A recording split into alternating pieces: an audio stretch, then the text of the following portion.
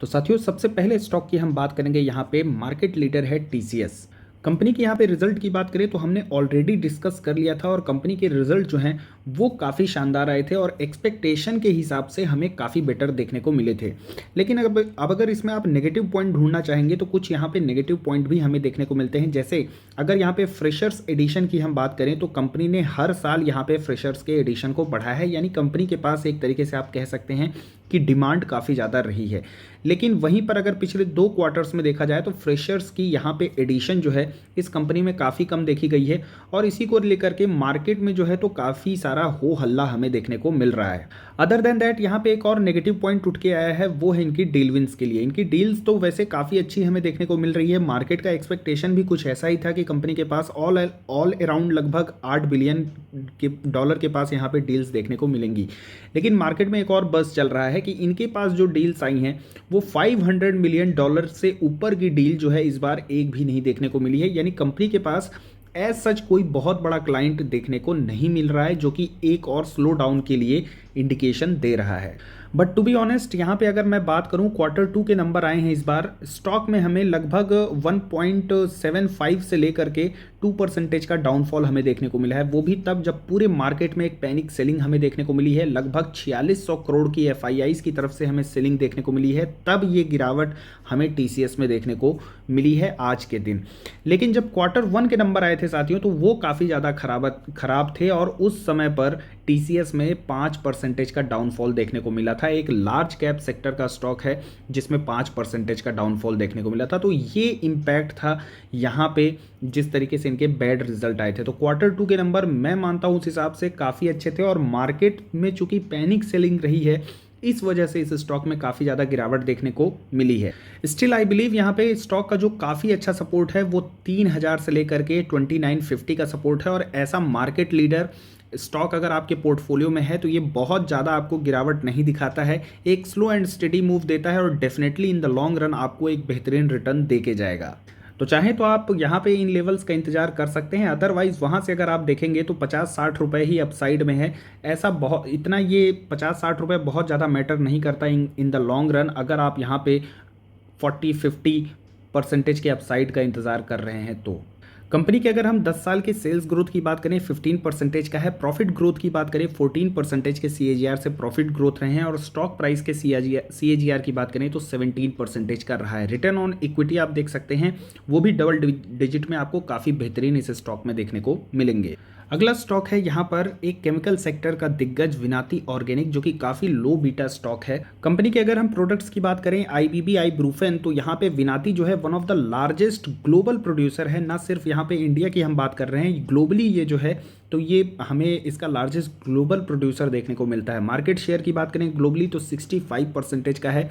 Similarly ATBS के segment में भी मार्केट शेयर ग्लोबल अगर हम बात करें तो 65% का हमें देखने को मिलता है। कंपनी की बात करें तो यहाँ पे कंपनी डेट मिड कैप की कंपनी हमें देखने को मिलती है। यहाँ पे डेट की अगर हम बात करें तो ऑलमोस्ट डेट फ्री ये कंपनी है। ऑपरेटिंग प्रॉफिट मार्जिन भी काफ़ी अच्छे हमें इस कंपनी में देखने को मिलते हैं।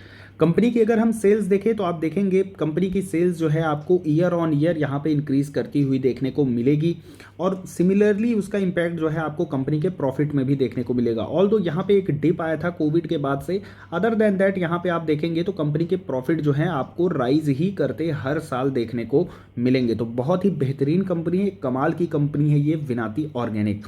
यहाँ पे अगर आप 10 साल की सेल्स देखेंगे ग्रोथ तो 2 डिजिट में आपको देखने को मिलेगी।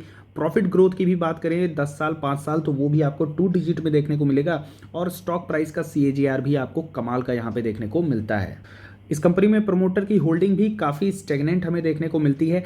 FIIs की भी होल्डिंग ऑलमोस्ट यहाँ पे कांस्टेंट सी ही है। तो DIIs की होल्डिंग यहाँ पे आप देखेंगे धीरे धीरे इंक्रीज हुई है और पब्लिक के हाथ से यहाँ से माल जो है वो खींचा गया है। अब बात करते हैं यहाँ पे सपोर्ट की, तो 2000 के लेवल पर यहाँ पे एक बेहतरीन सपोर्ट है और वहीं पर ये स्टॉक जो है ऑलमोस्ट ट्रेड कर रहा है। अगर यहाँ से फर्दर गिरावट होती है तो एक और सपोर्ट यहाँ पे आपको छोटा सा जो है तो 1850 के आसपास देखने को मिलेगा।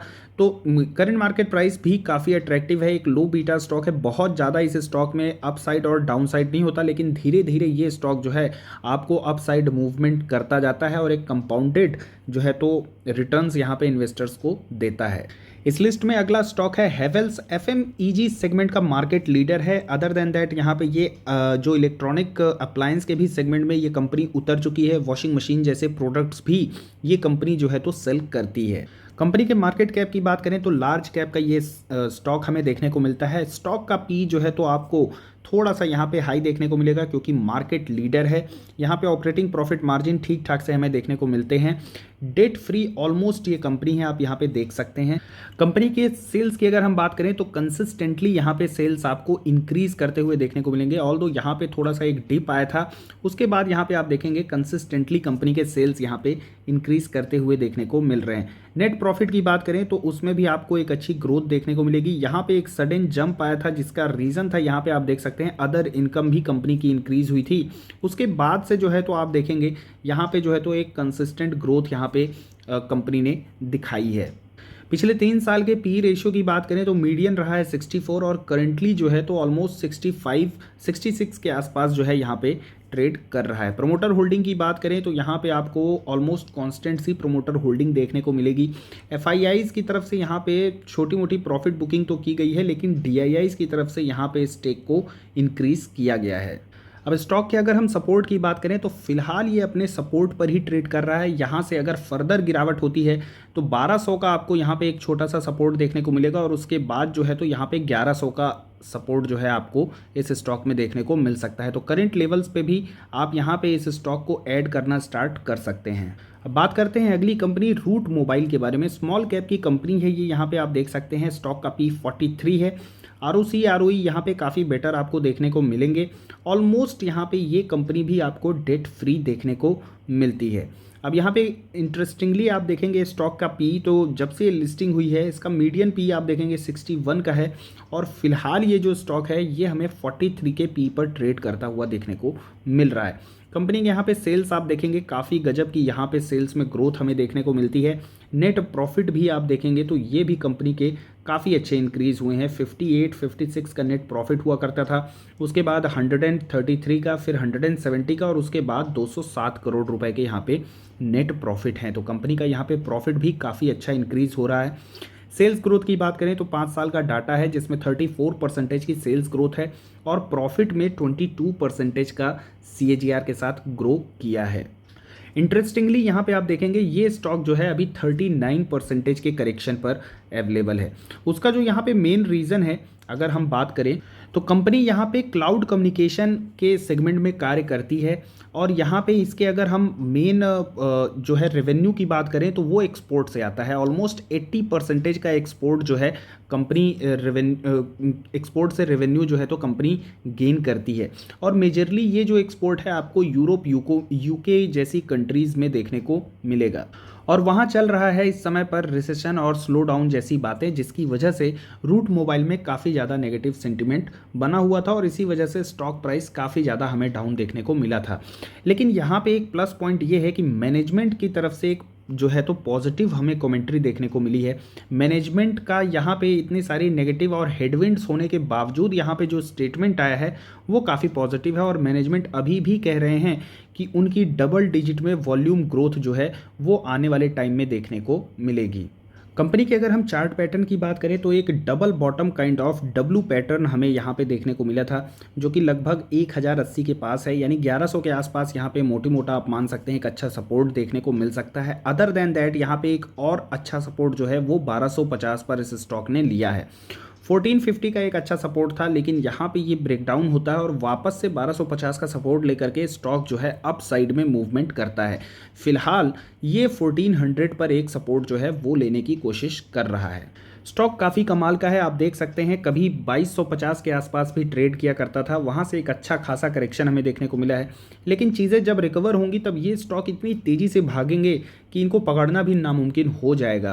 तो ये सारे जो लेवल्स हैं बेहतरीन लेवल्स है 1400 और 1250 और यहाँ पे 1100 का लेवल, तो चाहे तो आप इन लेवल्स पर नज़र रख सकते हैं। स्टॉक आता है तो यहाँ पे आप जो है तो डेफिनेटली इस स्टॉक को अपने पोर्टफोलियो में ऐड कर सकते हैं। तो आज की वीडियो में बस इतना ही। कंटेंट अच्छा लगा हो, इन्फॉर्मेटिव लगा हो, वीडियो को लाइक कर सकते हैं। Do not forget to subscribe our channel. Thanks for watching the video.